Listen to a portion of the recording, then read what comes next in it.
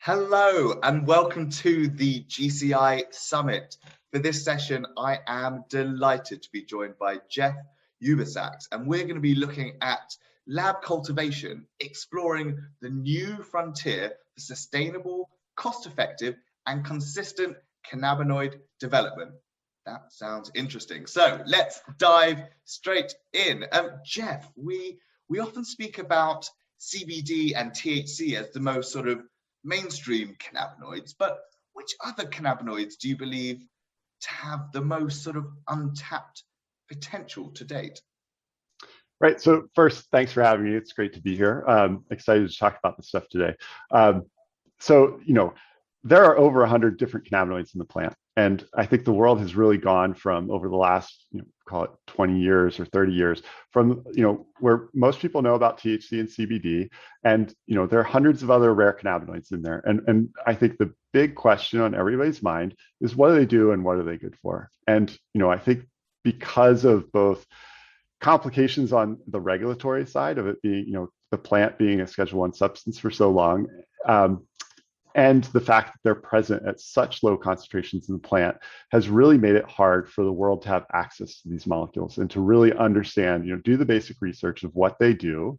And then, I think we're at a really interesting convergence where that regulatory framework for non-psychoactive cannabinoids has begun to change, and where technology, especially biotechnology, has advanced to the point where we can take, we can start making these things through fermentation and really start making them available, first to understand what they can do, and then to really start, seeing them become more and more prevalent in consumers' lives in everything from, skincare products all the way up into pharmaceutical ingredients. So, this really gets to, some of the background of what Demetrix is and why we exist. And it's all about using science to, make the world a better place, and to, when we were founded in 2017, taking a look at what things are out there, and cannabinoids were one of the things that just left out to us is, here's this class of compounds that nobody really understands what exactly they do, but there's good anecdotal evidence and some real science evidence that they're going to be useful in human health and wellness. And wouldn't it be interesting to really jump in there and try to figure out what these things are, how do we get access to them and make them more available to people?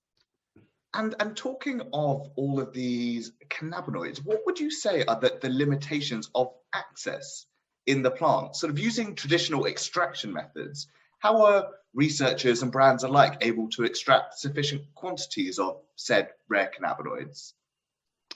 Yes, that's a really good question. And I'll answer that in a couple different ways. So, cannabinoids are in such low concentrations in the plant that many of them were extremely hard to source. And here I'm talking outside of THC and CBD, right? Because in the dried flower, they're present at amounts that people have certainly been able to access.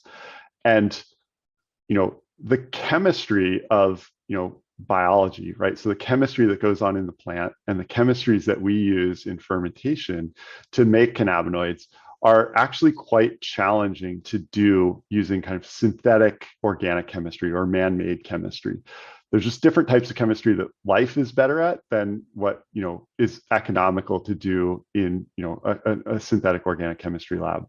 And so that has made it challenging to access these molecules and do the types of basic research that needs to be done to really understand what they're going to be good for. And so fermentation really gives us that access that we need to high purity cannabinoids in the quantities that we need to do research and to start providing to our customers and to regulatory agencies, right? So, we're at, I think, a really interesting intersection of doing the science to understand what these things are, doing the science to prove their safety, and then doing the science to show, that they're going to be efficacious in a number of different applications so that we can bring these products to the market and to customers in a way that's compliant with, how all other fermentation-derived ingredients have been brought to the markets in the past. And I think the most interesting things about fermentation is that it really gives us access to the quantities that we need to do all those different things. And it does it in a way that is, provides, high purity, is extremely scalable, is sustainable, is, done in socially responsible ways, and provides the consistency that people really are going to need to be able to, make these mainstream products that happen in everyday, that people encounter in their everyday lives. So, I'll pause there and just maybe end on one last point there too, is that fermentation itself is a pretty awesome technology. It's something that has been around for thousands of years, to first produce beer and wine and bread, and over really starting in like the 1920s and 1930s, started to be used to produce everything from antibiotics, so everything from into other consumer products like enzymes that people are finding in their laundry detergents, to really basic nutrients like vitamins and amino acids. So it's everywhere today, and it's very cool to be able to see the reach of fermentation expanding into some of these other categories like cannabinoids. So Jeff, let's get into the weeds of the fermentation process. Pun only slightly intended, but sort of we're looking at lab cultivation here.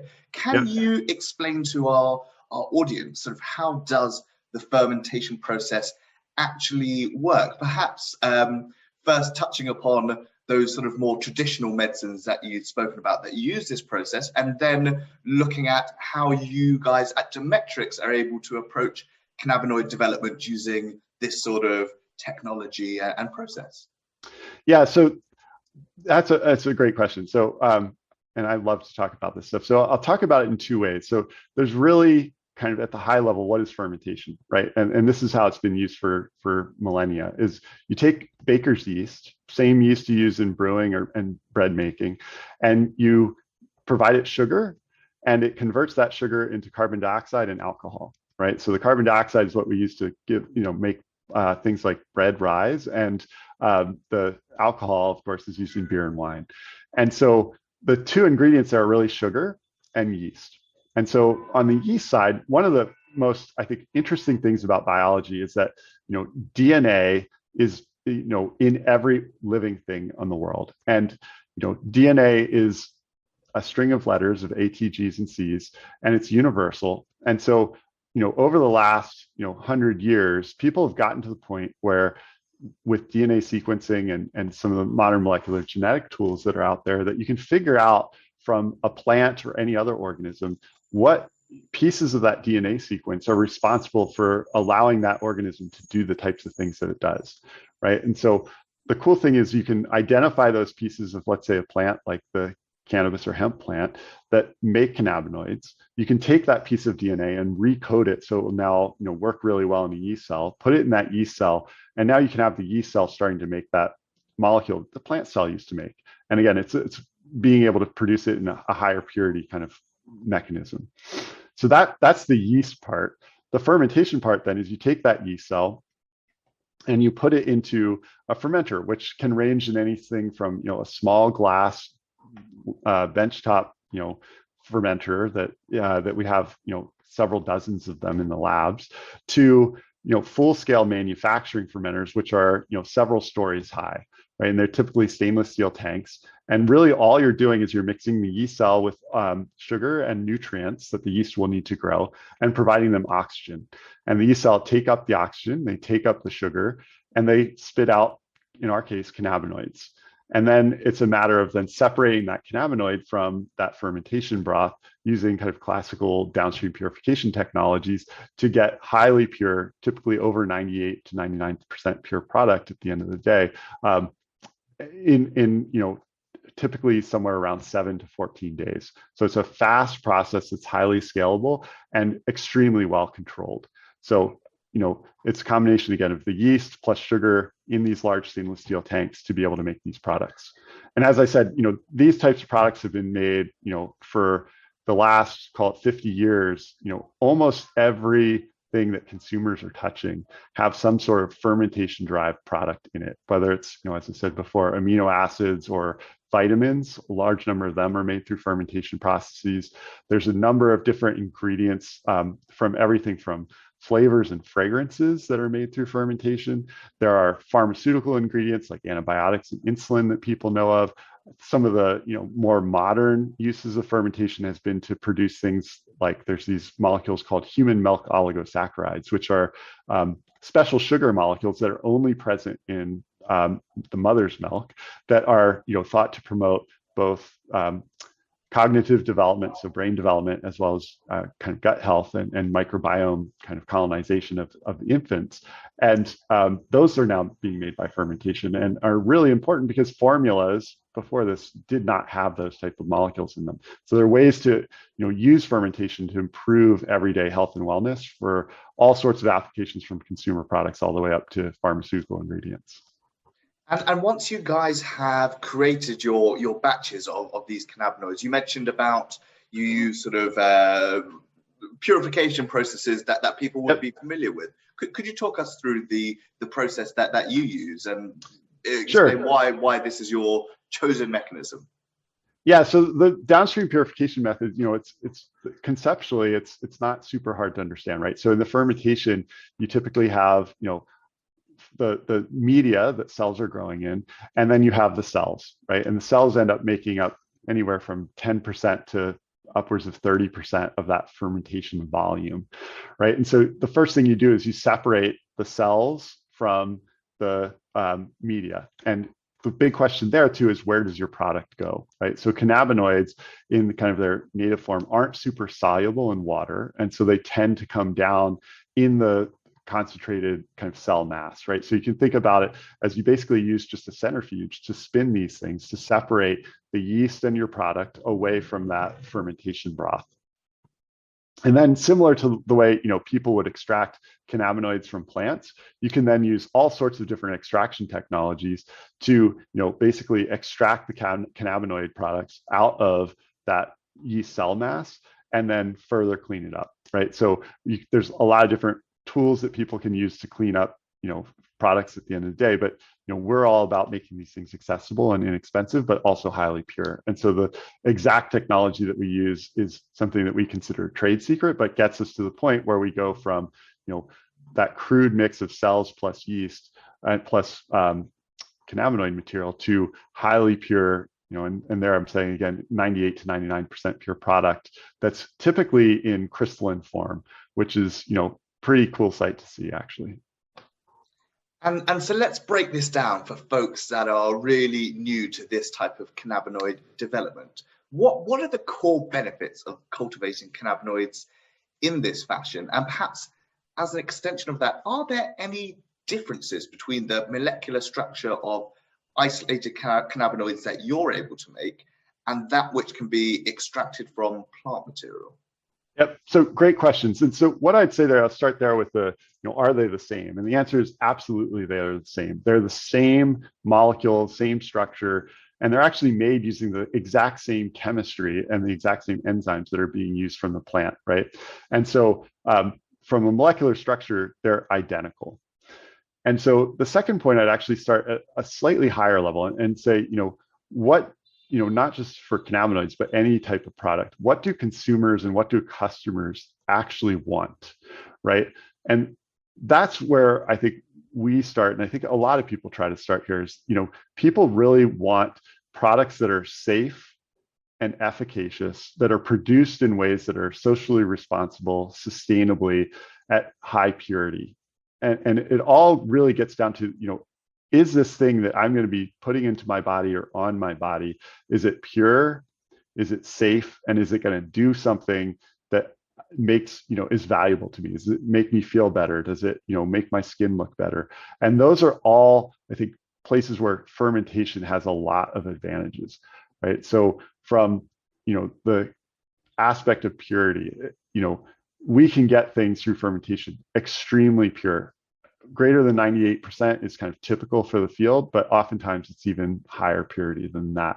And that's because you're able to take, a single yeast culture that is extremely well controlled, where you have complete control of all of your inputs, and you're not, necessarily subject to the same whims as some of the agricultural produced products, where you have to deal with, changes in weather, where you're dealing with, pests like molds and fungus, and using fungicides or herbicides or pesticides. Those are things that we don't ever have to deal with. There are no pesticides in our process. There's no herbicides in our process. It's all just, high purity ingredients that come in, and you get high purity ingredients that come out. I think the other interesting part of this is that it's also, typically much more sustainable, except, using, tenfold or greater less both energy and land to generate kind of the same volume of material. And that's because we can basically, take, if you think about it, one of the cool things about yeast cells, one of the cool things about cannabinoids is actually from the plant.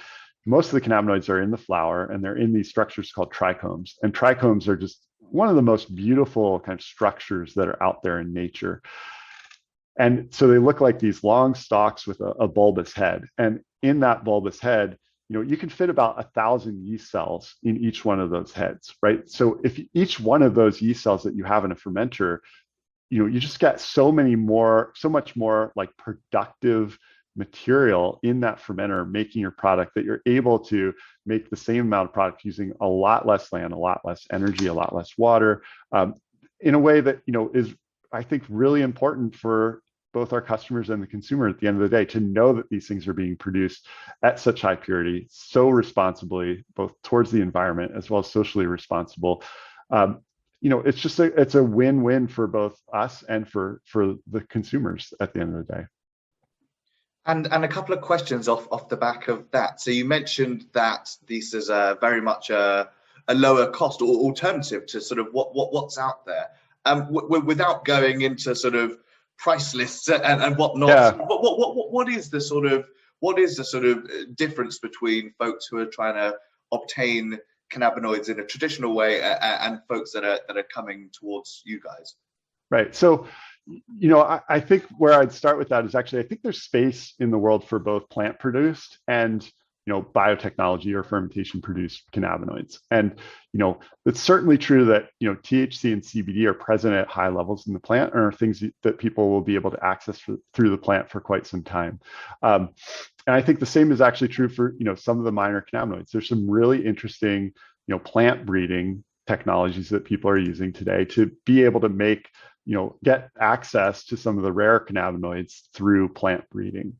Now, that said, there's a whole other class of cannabinoids that I think are present at such small amounts where it's just going to be a really big challenge to be able to access them in an affordable way through either, plant-based technologies or chemical synthesis. And that's a place where I think there's a real sweet spot for fermentation to be focused on, right? And so it, the price of some of those molecules, when we're talking about price, it really is extraordinarily high right now, to the point where, there's no real ability for them to enter into any types of products, whether it's pharmaceutical ingredients, which typically the higher priced products, all the way down to consumer products.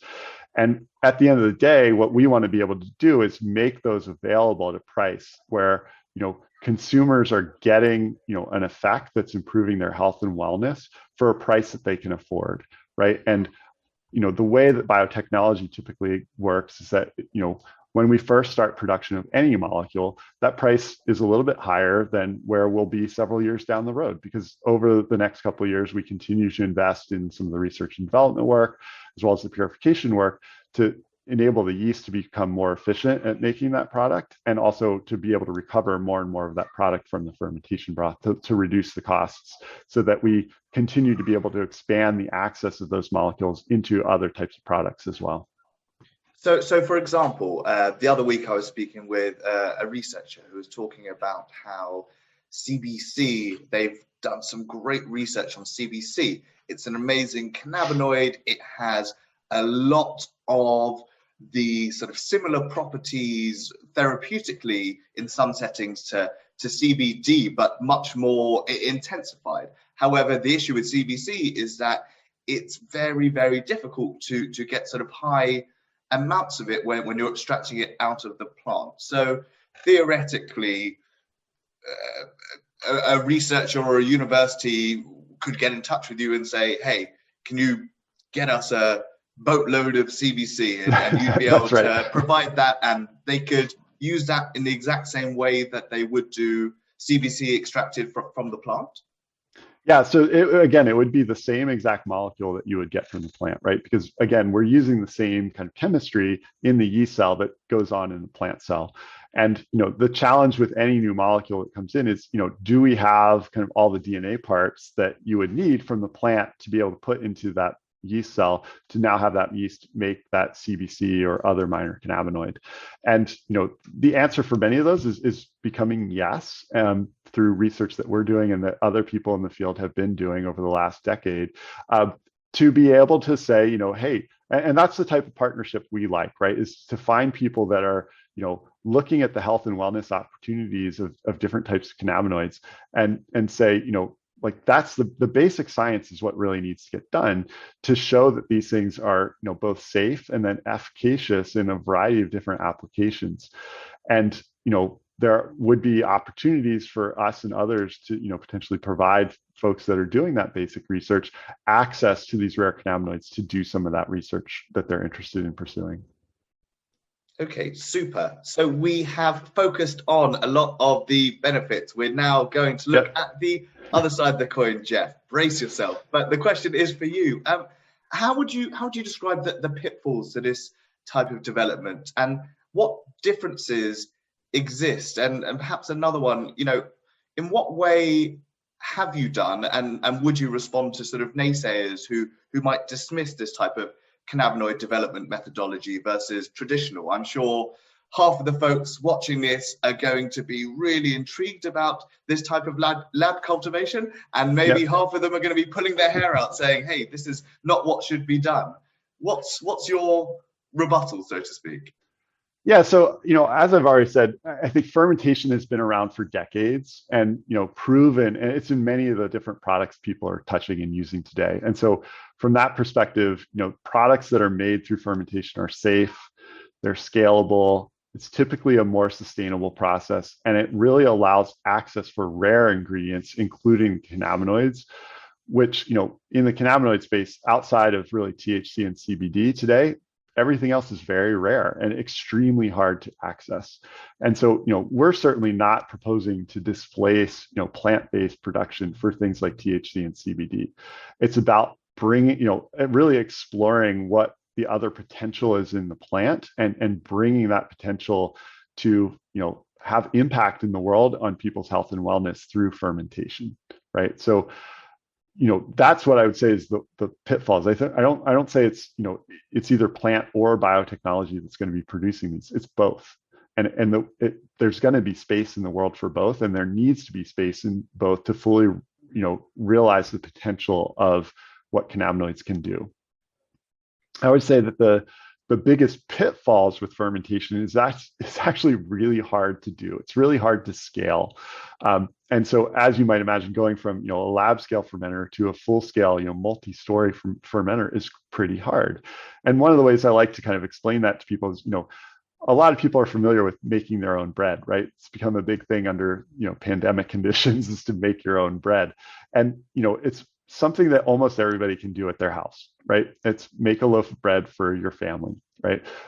Imagine now having, in that same amount of time in a day or so, making enough bread for 1 million people, right? That all of a sudden is a very different thing that you have to do. And even the tools that you can use are very different, right? You can't hand knead, 1 million loaves of bread. You just can't. And so, the technology that you need and the differences equipment that you need is quite different. And that's one of the challenges. How do you get that process, which typically starts in your kitchen or in your lab, and make sure it's going to work at that larger scale? And so, our philosophy on that is you always, we, I think, have a team of people that have done this before for other molecules. And that experience is important in saying, okay, I know what that end process actually looks like. I know what tools will be available for me there, and I need to be able to bring those down into the lab, and that's where I need to start. So I need to start with the end in mind and really work from the day one in making sure that the processes that I'm developing in my own kitchen or in my own lab are going to be the same ones that are going to work at that full scale production. And I think, what that's done for us is that we've literally gone from, about 3.5 years ago, we were working out of one of, my coworkers' dining rooms, right? Because we didn't have lab space yet. And in September of last year, we announced that we had successfully scaled to a 15,000 liter fermenter, which, to give people a sense of size, is where you're making, tens of kilograms of product at that scale. And so go from lab to 15,000 liters in 3 years. And then we've also announced that we've, signed a full scale commercial facility, which is over 10,000 liters or 100,000 liters. So another 10-fold higher, is just a tremendous accomplishment to have been able to do in 4 years. And I find extremely exciting, but it's also extremely hard. And the way that we've been successful in doing that is both with having people with experience and keeping that endpoint in mind, so that we're able to make those million loaves of bread in a day instead of in not our home kitchen. And with the lovely drawings behind you, I'm going to take a wild stab in the dark and guess that over this lockdown, some banana bread has been made in your house. We have made banana bread. We sure have. Yep. So we've got a 6-year-old and a 9-year-old, and it's been, as with everybody, it's been, adjusting to life under pandemic conditions has been a challenge, and feel very fortunate that we've been able to make it work. Well, if I ever need a million banana breads, I know who to be hitting up. Not us. You heard it here first, viewers. If you need a million banana breads, Jeff is your man. But no, to be serious now, and as our sort of time draws a little bit closer to the end, Jeff, earlier you mentioned about sustainability, and one of the things I'm keen to sort of pick your brains on here is that what really is the sustainability implications of this type of cannabinoid development methodology versus traditional plant cultivation and extraction? For all intents and purposes, let's go with indoor plant cultivation. Yep. Yeah. So some of the same. So where I'd start is like, there are certainly people that have proven out that through agriculture, you can get very consistent product and high purity product. And it's just a question of cost, and that's very hard to scale and very expensive, right? So, we've seen studies that, talk about indoor growing operations in California take somewhere around 1% to 2% of all of California's electricity, right? Indoor growing is resource intensive, but it also provides a significant amount of control on the product that you get at the end of the day. And, that control is super important in getting that highly pure product. And that's a place where just fermentation is just easier and less expensive to obtain that purity and consistency of product because of the nature of fermentation, so that we can use a lot less electricity, we can use a lot less water, we can use a lot less natural resources and land to make the same volumes of products that would be available from the plant. And that's particularly true of the rare cannabinoids, right? Because to access some of these rare cannabinoids from the plant material, you would need to grow, hectares and hectares and hectares of product to even get, grams, because they're present at such low concentrations. And fermentation is somewhat agnostic to then how rare that cannabinoid is in the plant, because as long as we know the DNA parts that we can put into the plant or into the microbe to make that, now we can produce the same relative amount of grams or kilograms or even metric tons of product that needs to be produced for whatever purpose we're going for. And so we're not at the whims of Mother Nature. We're not using plant material. Our process is controlled end to end. We have complete control over the inputs, where they're coming from, what quality they are, and can ensure that we're using the highest grade products available that give us the product at the end of the day that is going to meet what customers at the end of the day actually want. Well, Jeff, I could pick your brains all day about this, and I certainly will be hitting you up later to chat more about this. But for the time being, the clock has beaten us. So I'd like to say, first and foremost, thank you so much for joining us on this session, Jeff. And viewer, if you do have any questions for Jeff, any questions or queries, please do reach out directly to him on the networking app. There is a whole host of networking and collaboration possibilities on the networking system on the GCI Summit app, from direct messaging to you can propose meetings, you can even set up video meetings and video calls, kind of like this. Loads of possibilities to pick our thought leaders' brains, and I'm sure Jeff would be all the more happy to hear from you. But for the time being, and once again, Jeff, thanks so much for joining us at the GCI Summit. Absolutely. Thanks. It's been my pleasure.